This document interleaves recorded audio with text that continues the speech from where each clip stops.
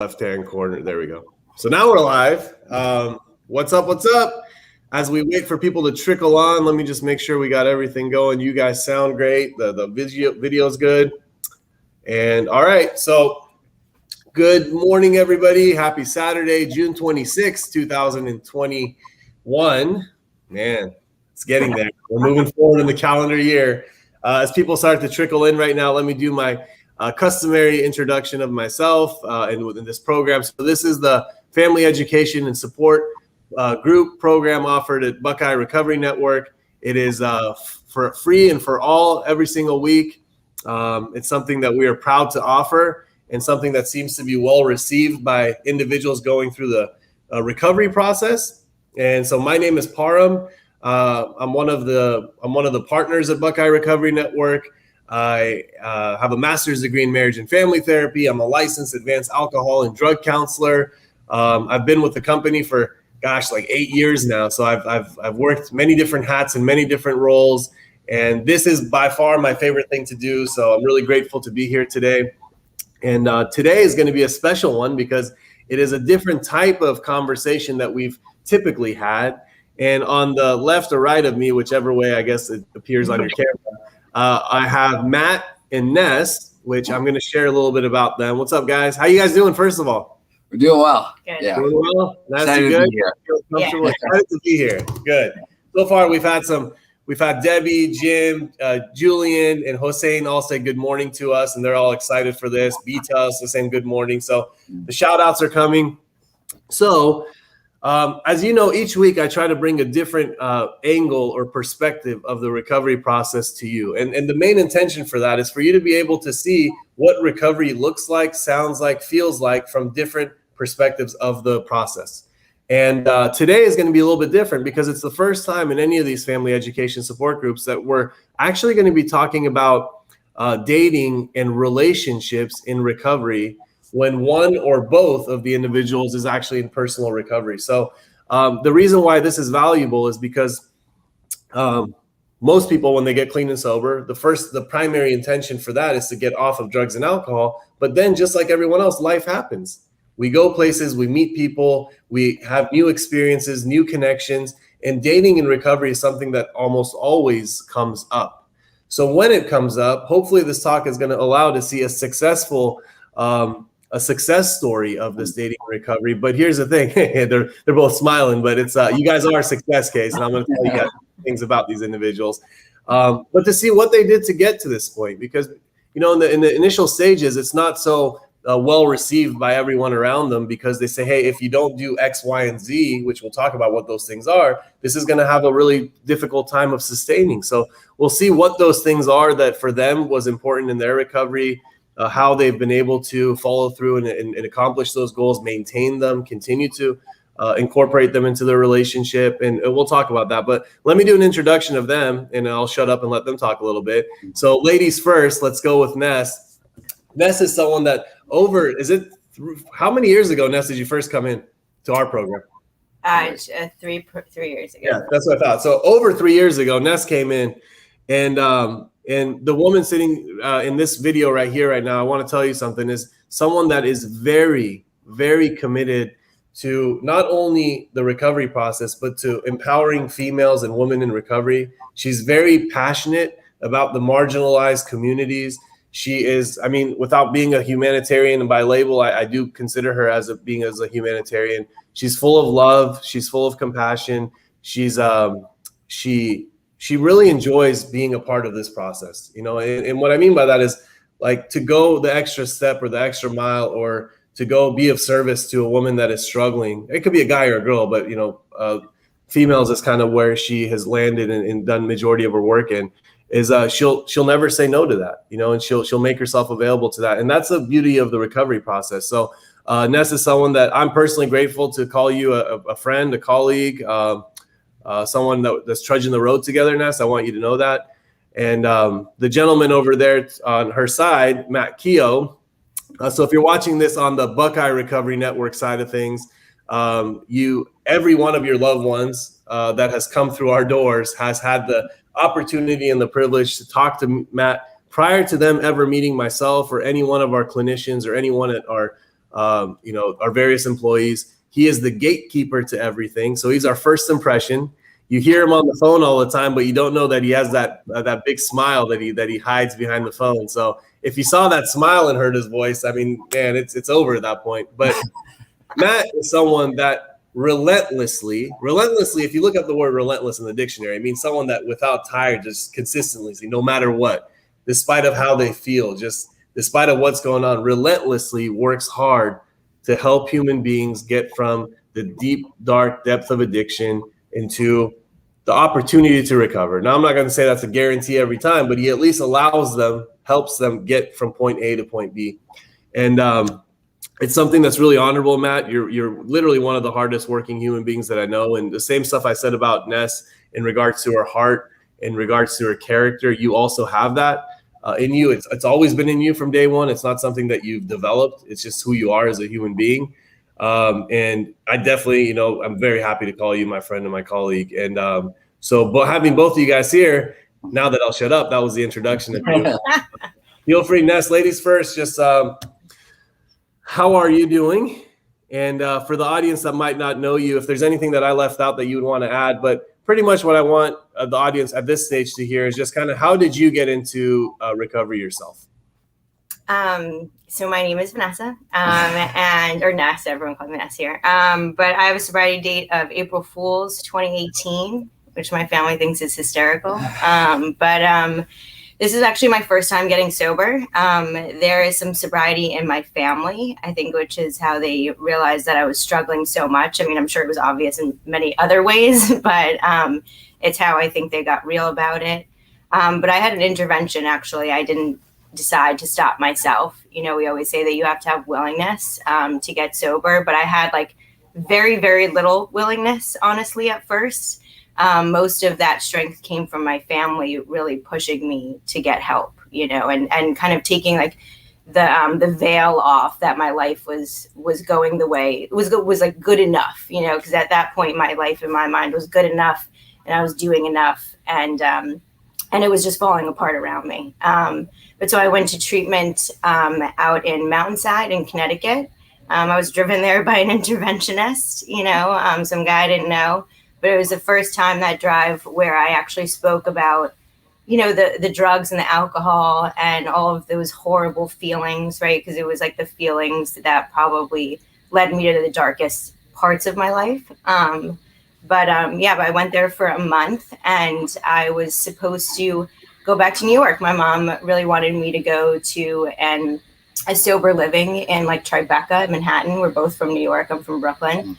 And I really didn't think that was a good idea. I knew that going back to my old stomping grounds, my first time getting sober, that there was just no way I was going to make it, and I have great friends in New York who are not, alcoholics. But, I didn't trust myself, and I was 32 years old. And I think I just decided that there was no way that I wanted to go back, being sober for that month was the best I've felt in my entire life. So I got a Chadwick House pamphlet there. They gave me a few, and it said that you guys did surfing here, which wasn't happening when I got here. But I arrived and I fell in love with Buckeye. I as a client, I got to see, the female house managers coming in and interacting with the staff and just this family that I really wanted to be part of. I didn't want to stop at being a client. And I got the opportunity to do that. So I started working as a house manager at Chadwick House. And then from there, I've just kind of stuck around doing different jobs. Now I work, for the CEO, for Brandon. And I love it. I mean, I'm super grateful that, I didn't really believe in God when I was using for most of my entire life. I have a higher power now. But I think that I've had multiple God shots as I've gotten sober. And one of them was coming out to California and being a part of Chadwick and Buckeye. Well, there's one thing real quick. I want to rewind back to your story because I think it's a big part for especially family members watching here. So having the, familiarity with sobriety and recovery in your family unit, but the fact that some people saw the signs of addiction and recovery in you, and you said that it was an intervention involved, right? Can you just share really quickly, because there's people that say, hey, what do we do when we have a loved one that's struggling and we can see they're struggling? And what do we do? Who do we call? Can you just tell me what an intervention? I know this sounds really basic 101 because you went through it, but there might be some people that might not know. So what does that mean? What did that look like, the intervention? Yeah. So, I mean, my parents had like multiple conversations with me, on like park benches and like, when I was at their house, or like crying phone calls. Like, there were a lot of times where it was brought to my attention that they thought and they never said the exact words, right? Like they didn't say, we think you're doing this drug, right? Like, we think that this is what's happening. Like, they were pretty vague about it. And I think in that vagueness, it allowed me to justify it in my head, right? It allowed me to think that like they were still a little confused, so I could probably still go a little longer.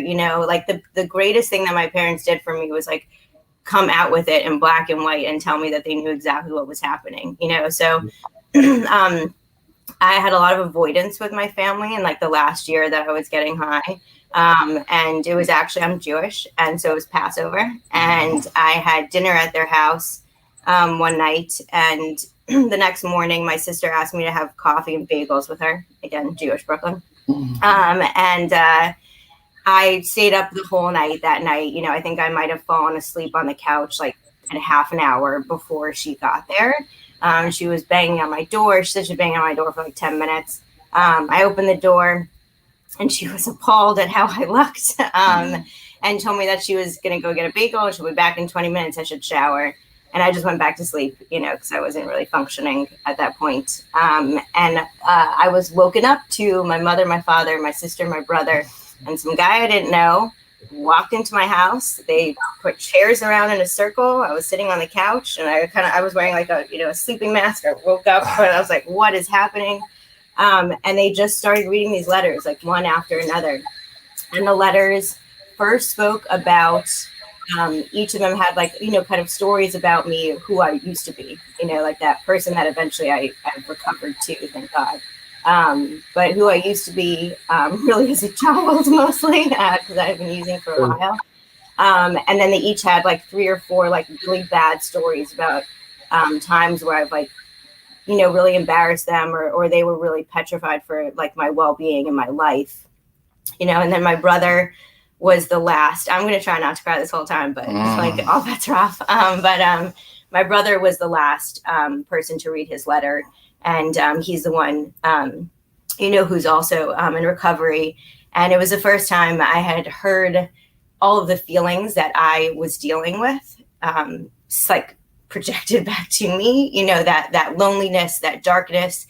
He talked about that monkey on my back, all of the lies that I had been telling, and that I wasn't alone, because I think a lot of addiction is loneliness, and isolation. And in that loneliness and isolation, we can just like qualify everything to ourselves, and so sitting in that room and knowing like the jig was up, you know what I mean? And like they specifically said, like the drugs that I was using, the alcohol, the behaviors that I was doing, they knew that I lost my job, that I was actually not in my apartment. I was in someone, you know what I mean? Like I was homeless and jobless, and I just didn't have anything. I was like 10 pounds, I mean, it was, my life had really kind of driven itself into the ground, or I had driven my life into the ground.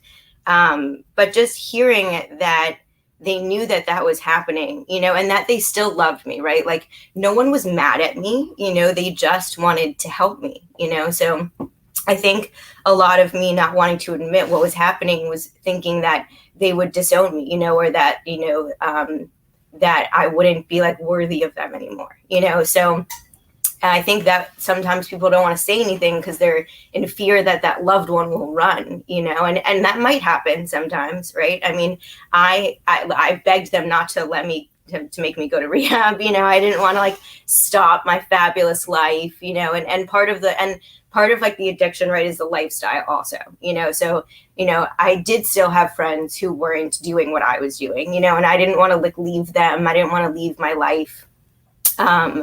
But they told me that if I didn't go, that they wouldn't be able to help me anymore. You know, that they were told that they should give me somewhat of an ultimatum. And I mentioned going to IOP. I probably had seen it on like, you know, a rehab show or something, an intervention show. They said no, that was not going to happen. That's when this guy that I didn't know first spoke. And he was like, I spoke to your mother and we just don't think that's enough for you. And I was like, who are you? I'm sorry. I didn't even realize that you were here. But so he said that wasn't enough for me and that I just was a little too far gone. I'm sure those weren't the words he used, but it's what I heard. And I just, you know, I completely broke down at that point. And I said yes, and I went. And it was by far the best decision I ever made. And then probably the second best decision I ever made was coming out to California. Perfect. It's you know, Matt over there is also a certified interventionist. You know, full circle over here. But thank you for sharing that background, because when Ness was saying that the family members came inside the home and they were all, you know, sat in a circle and they were prepared with letters. What I wanted the family members watching this is, prior to that moment, the family had reached out a week maybe to this interventionist, and they meet with each other off-site, if you will, and they've had meetings, they've had pre-meetings. The interventionist has given the format for these letters and what to say and what not to say. They've talked about boundaries. They've ensured that everybody in that room is on the unified same front. So no matter what the individual says in that moment, that they hold the same message. Not one person is going to say one thing. So it's a coordinated event that happens. So I'm a big fan of interventions personally. I do believe that they help. I do believe in the power of numbers. And I do believe that the overall message of an intervention almost always received, unless they're really young. 16, 17, 18-year-olds have a hard time with that. But for the most part, people, their takeaways, I felt a lot of love in that room, right? I felt that everybody cared for me, loved me. Same stuff that Ness did such a wonderful job articulating. So thank you for sharing that. So Matt, same question to you, my man. How did you end up on that couch? I have a very similar story to Ness. I'm from New York. I have a sobriety date of December 16th, 2016. That's my first sobriety date as well, you know, so it's definitely possible to get sober on your first time. But it takes what it takes, you know. But before that date, you know, I was living in mom and dad's house, and I had all those consequences, but that didn't mean anything to me. You know, I didn't graduate school. I wasn't holding on to jobs. I was pushing people away from me. I didn't have any money, you know, crashing cars, getting arrested, all that stuff. But what got me was, you know, the people I loved most didn't want me around anymore. And it was that emotional bottom that really pushed me to reach out for help. And I did. And people moved quickly in my life to get me out of there, you know, get me into a safe spot. And, you know, a day later, 2 days later, I was on a plane to get help in California. And I was only going to stay, you know, they told me to pack for 7 days. And I've been out here ever since.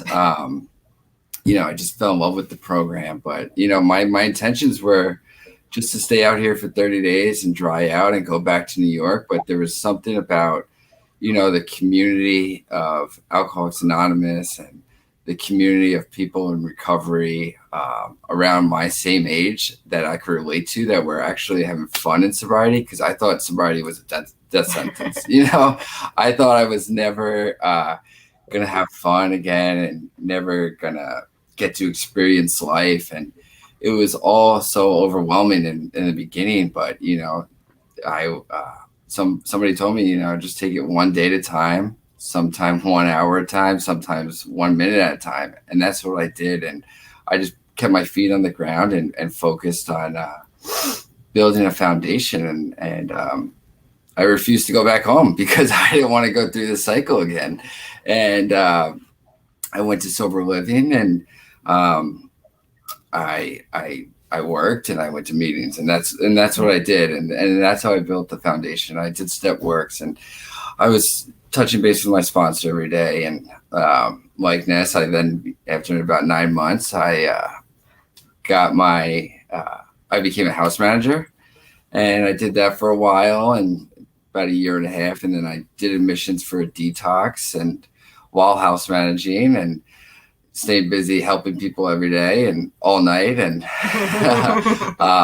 and then I became director of admissions at Buckeye Recovery Network, and I got to give back, like Parm said, the opportunity that I was given. And, it's been the most fulfilling thing that I've got to do for work. And I love waking up every day. I love helping people. And that's just how my life's been over the past 4.5 years.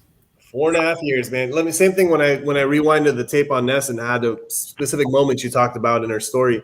Same thing with you, Matt. You said that it was similar, but you used the word emotional bottom. You hit an emotional bottom. Can you just share? I mean, I kind of know what that means, but it's different for everyone. Can you just share what that emotional bottom experience was like for you, that you were like, oh, dude, I have to ask for help? Because that's an important detail in that story. Yeah, absolutely. So many interventionists will tell you that you got to hit a bottom, right? And everyone's bottom is different. Some people it is going to jail. Some people it is, not being able to hold a job. That wasn't it for me. Those consequences didn't matter to me for some reason. And the emotional bottom was, different. It's not something you can hold on to. It's people that you love most in your circle that are, love you unconditionally, like your parents or your siblings. They had to, make the hard decision that put their foot down and they don't want you around unless you're sober. They loved you that much, but they didn't want to love you enough to let you die, and that really woke up to me. Yeah, there's something there too, that the same way the individual struggling with drugs and alcohol needs to hit a bottom, the family members also need to hit their own bottom too. So there's a moment that family members say, hey, I'm sick and tired of being sick and tired. I can't do this anymore. I can't watch you kill yourself. I can't watch myself deteriorate because I'm worrying about you. And this can no longer continue. That's a bottom that family members hit. And sometimes that leads to the other one, in this case, it seems like it does. It's when the family member says, we can't do this anymore. It helps the individual get to their bottom. But I hope that families know that they have just as much power in the recovery process as an individual does, with at least their own boundaries here, So great. Those are really great details both of you guys shared, because I know they're going to help a lot of people out. And so you guys both got here. You're both clean and sober to this day. I know this. And let's just go into the topic of dating in recovery, because this is kind of, you guys are proof that if gone about it in a way of like doing it with transparency, talking to support, something I know you guys did, listening to feedback, not doing what you want to do, but what you are hearing that you need to do, that it can work. I'm not saying that it can work for everyone, but not every relationship in general works for everyone, right? So let's go to the point when you guys said, hey, we're interested in each other. We want to possibly date. Tell me what, Ness, you can go first. Tell me what your initial world. So both of you guys were really connected at this point to the 12 steps. You're both connected to sponsorship. You're both connected to men and women in recovery. Tell me what the initial reaction response was when you guys wanted to date. Well, we were both, I was working for Chadwick House and Matt was working for Ohio House. I was a lot newer. Matt had been working there for a minute, and so they knew him better. And so I think everyone was really in fear that I would like take him out. So no one was happy about it on the men's side. But on the women's side, they loved Matt. And I had formed really strong relationships pretty quickly with the women who worked at Chadwick House. I was a little bit older, so we just had a lot in common in our stories. And so they were they pushed me to him, honestly, on my end. My sponsor, I think, listen, like Matt said, I got here and I did every single thing that was told me to do. I went to a meeting every single day. I was the chip chick at a meeting that I went to every single week. I worked the steps thoroughly. Working the steps was the greatest part of sobriety for me in so many ways. Every time I've done it, looking through like my resentments and making amends, again, Jewish guilt, huge. So like those pieces, like I wasn't I didn't just come to California and like have a vacation. Like I got here and I just started, like my head was down and I was moving forward. You know, when I was a client, I went to Buckeye every single day. I guess at some point I didn't need to, but I just kept showing up. And my therapist one day was like, "I'm so proud of you that you come still every day." And I was like, "Wait, what?" But I really I bought into what you guys were selling, what the community here was selling, and my life started changing rapidly. I mean, not as quickly as I had wanted it to as like a 32-year-old woman. I thought I'd like immediately get like the mansion, you guys kept talking about these wildest dreams thing. But like my life started changing in exactly the way I needed it to at those exact moments, right? Like my girlfriends and my guy friends from home, I'd talk to them about living in California and like they'd ask me how it was going. And although like my life to somebody who was like 3 months sober was going amazingly, to someone who was just, having a normal life experience, I was living at 32 in a house with a bunch of, with a lot of women who it was difficult. Like sober living isn't always like just a dream, like there's a lot going on and there are different personalities and things like that. So like, at 32 years old, it wasn't like my ideal place to be, but it was exactly where I needed to be. And I learned so much from living and working in sober living. For me, it was easy. I met Matt and he is just adorable. But he has a really, really strong program, like it was the first guy that I met out here that like asked me questions back, that was like listening to everything that I said. He remembered everything. He was also really close with his giant family. He's one of 7. It's insane. So my brother ended up marrying someone who's sober also. And I remember when I was in addiction thinking that was lunacy and that one day they'd take each other out. It really bothered me. And I'm sure it bothered me on multiple levels, right? Because I wasn't sober and I was in pain and all that stuff. But when I came out here, I also thought that I didn't want to be with somebody who was in the program, because in case something happened, at least if I knew that they were drinking, it would just, that was like our norm, but being with someone who's sober and who works a program, I mean, it has only enhanced my sobriety, and my connection to my higher power and to the community and all of those good things. So it was easy for me. I think Matt had a different experience. Let's see, Matt. Let's contrast this real quick. See how it was. And I'll tell you guys, there is something that I want to share about this because knowing what Matt was doing at the time in terms of his program of recovery and knowing what you were doing, because I did watch you come through this and watch how committed and consistent you were with your dedication to your healing. That is the prerequisite here that I've caught already is the fact that people didn't get in a relationship to not deal with their own stuff. So this is a really big distinction is people jump into relationships sometimes because it helps them avoid what they're going through. And it's like a distraction. It's almost like a drug, but this is like the work was done. And then the relationship was just appeared, if you will. So Matt, tell me, I know what kind of program you were working was really solid at the time, but what did your community support group, what was everyone telling you in that stage? Yeah, there was some mixed emotions, but we worked through it and I listened and I stayed open and willing and honest with what was going on. And, where we are today is not where we were, back then. And priorities is, the most important thing, right?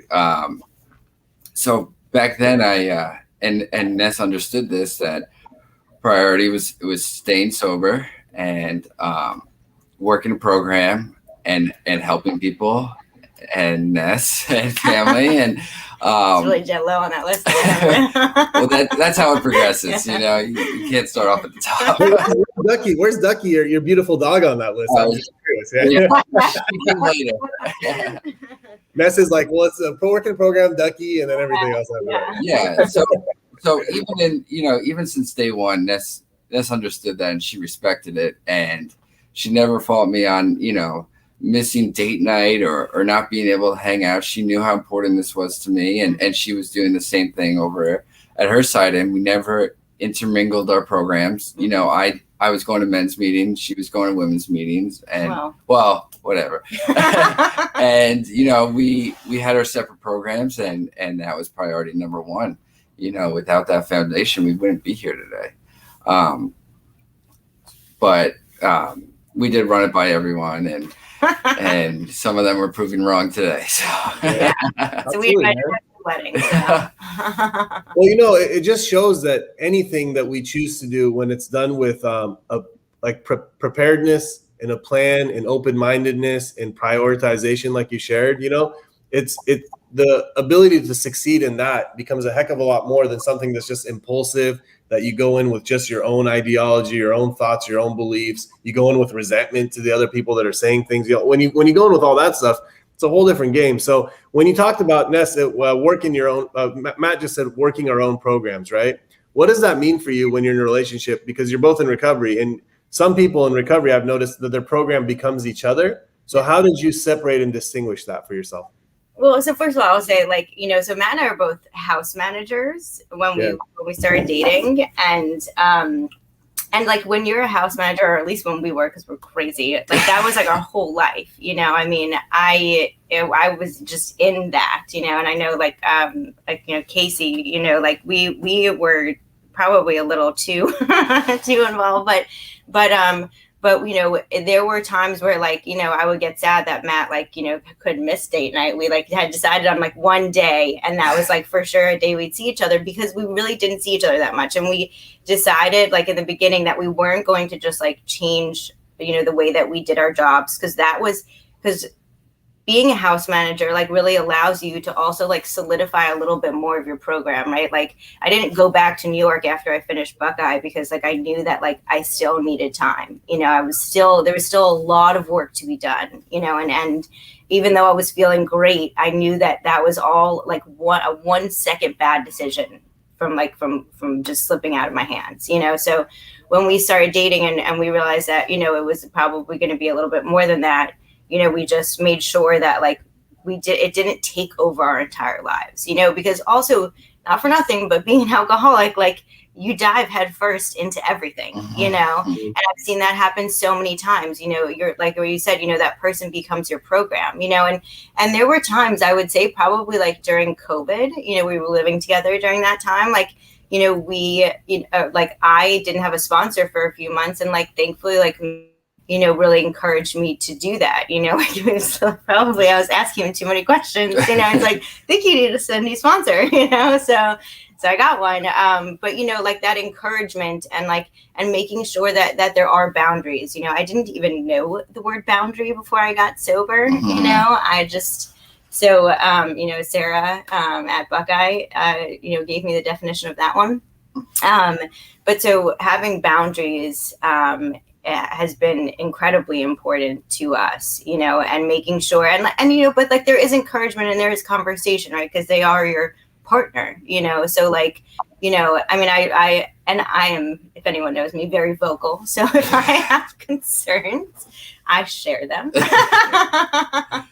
But only like with love and support, you know what I mean? Like it's never my job to judge anyone else's program, be it Matt's or anyone's, you know. It's only about looking in, you know, but just giving those little bits of love, you know, because again, it's like the same thing with the family, right? Like, you know, we're never going to run away from you because you're showing love to us. You know what I mean? Like that's probably the best thing that we could do for each other, you know?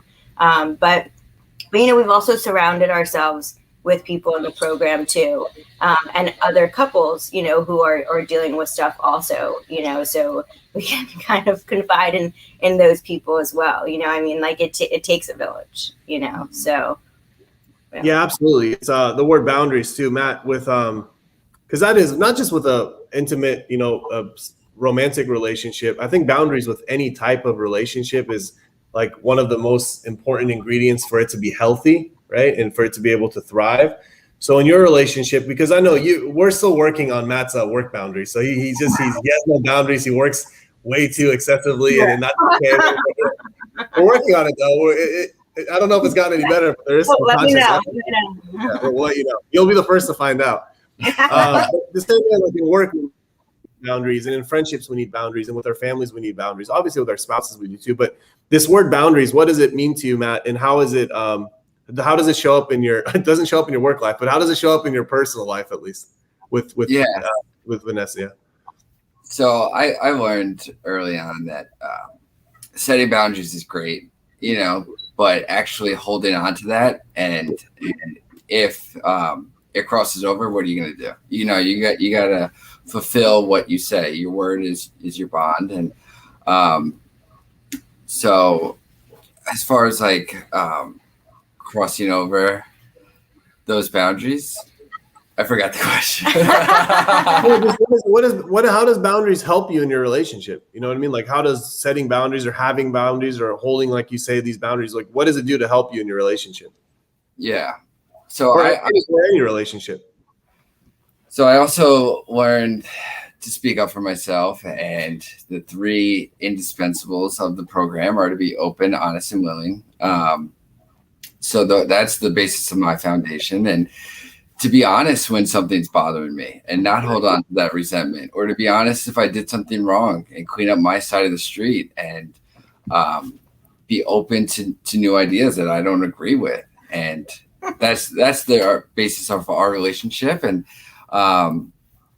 we are open about our boundaries, and we set them, and we talk about it. And Ness, as everyone knows, doesn't hold back. Well, but I would say that like the going through AA and sort of having a program, right? As this is by far the healthiest relationship I've ever had in my life, and that's not just because of like I think my age and that I'm sober. It's like a lot of like the principles that we've learned in AA have like helped us, like I don't want to say deal with each other, but have helped us deal with each other. You know what I mean? And issues that have come up, like there's that saying, you never go to bed angry, like we don't even get close to like that point, right? Like one of my favorite things about us is that if something happens and we're happen to be like wildly good together, I think it's probably because I'm so loud and he's so quiet, but is that when something happens that upsets us, we don't just like stuff it down, to like bring it up later, like we deal with things as they come, and we deal with them together, and even though if we're like in a fight and Matt's smiling the whole time, which we can get into on the side, because it's very upsetting.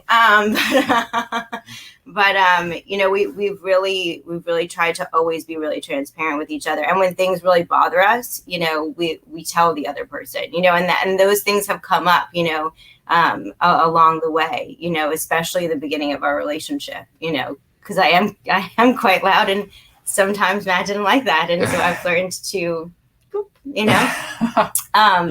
But oh shoot, there was something that you said that I was going to say something. Oh, in the beginning of our relationship, like a lot of our dates were going to pick people up from the airport and bring them to detox. It's helping people together as a couple has been pretty incredible, and seeing Matt in his just like in that realm has been amazing, and it's one of my favorite things about him is his willingness to help people and just and put everything, sometimes including me, but putting everything aside to do that, because he got that opportunity, and he is forever grateful for that. And I know that and like, right. And so like, I've never been mad about that, because I know that also keeps him sober, and I want him to stay exactly who he is, if anything, just to grow, but never to take a step back, so I would never take that away from him or impose anything, any restrictions on that, because it's so meaningful to him. And I think that being able to see those things in your partner that are important, that keep them in their happy place, and helping them and push them forward in that, right? Like he wanted to become an interventionist. And I mean, for sure, the first thing in my mind was like, oh, great, this is going to be forever, but like that makes him like, that is just speaks to him. And so then that speaks to me, and yeah, and that's so important. Before I got sober, I'll just speak on that for a second.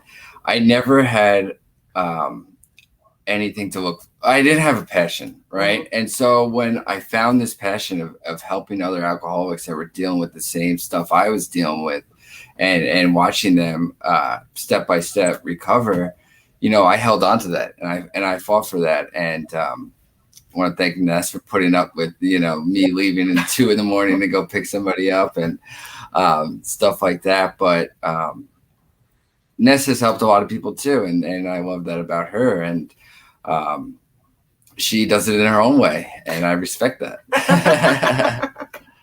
Yeah. Something that stuck out to me, because Ness, she got like touched, moved, and inspired by the way that you help people, and it's you are passionate about it, Matt, and passion creates, addiction consumes, right? So if you remember that quote, the passion creates, addiction consumes. And what is passion going to create for you, man? It's going to be anything and everything in your path of doing that, and it's like there's a difference between someone that like is coming from addiction and doing all those things, like they're addicted to doing those things, versus someone that's passionate about doing those things. That's why when it's in the middle of the night and you're able to stay on the phone or talk or go sit in the hospital or pick someone up, it's like the next day, 7 a.m., I kid you not, to people watching, 7:30, 7 a.m., Matt's back at work with the same positive attitude, the smile, the being, compassionate on the phone. It's not like, God, I was up all night last night. This is bullshit. I want to go home and sleep. It's really, really cool. It's inspiring to me, to be honest, because I appreciate seeing passion in other people, because you can't force passion. You can't create it. You know what I mean? It's just, it either is or it isn't. And I'm glad that Nessa, you said, I see that in him, and that's why I allow him to continue doing it, because passion is something you can't even get in the way of passion. You know what I mean? It's like people that are really passionate about something, they'll find a way to do it regardless. And when it's something that's beautiful and it's something that's positive and it's something with good intentions, then that's what creates really, really wonderful things in life. So the last question I think I had here for you guys was, we don't have to get into self-care right now. I don't know if we got enough time to get into self-care. Next time. December 25th was a big day for you guys. I know that you guys, December 25th, took a big step in your relationship. That was the correct date, right? Because I remember seeing it on, and which led to this end of the summer right here coming up for you guys, transition summer, fall. There's another big date. So formally in front of everyone, congratulations on first 2 success stories getting engaged with each other. And number 2, our success story of engagement, planning a wedding and planning to get married with each other in the month of is August, right? Mm-hmm. Yeah. So that's freaking awesome, man. It really is. And I just want to read. So here's the last question I have that I told you guys I was going to ask.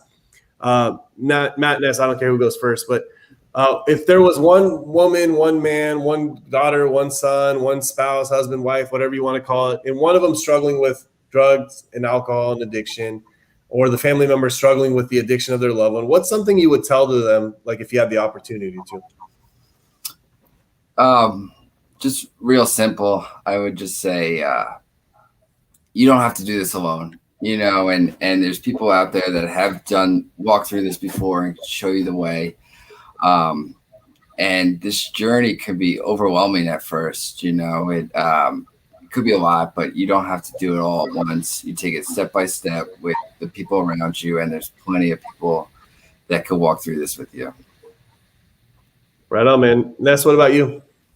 I guess if it was like to the families or spouses, just on that intervention thing, as much as you might think that like that confronting your loved one will push them away, I can 100% guarantee you that they're hoping that their part of them is hoping and praying that someone will do that, that someone will, because you're going to hopefully end their suffering, and it might not happen the first time. Like, I can't tell you how many times my parents, talked to me about it, but it just took that one time of hearing them in the right way on the right day, that allowed me to say yes and accept help, but not to completely throw yourself into the ring with them either. There has to be a boundary or, a balance of supporting them and loving them and telling them that you're there for them without like completely falling into their addiction also. That's really well said. It reminded me when he said on the right day and the right way for me, and it could be any days, is through compassion. And it says, it is only when compassion is present that people allow themselves to see the truth.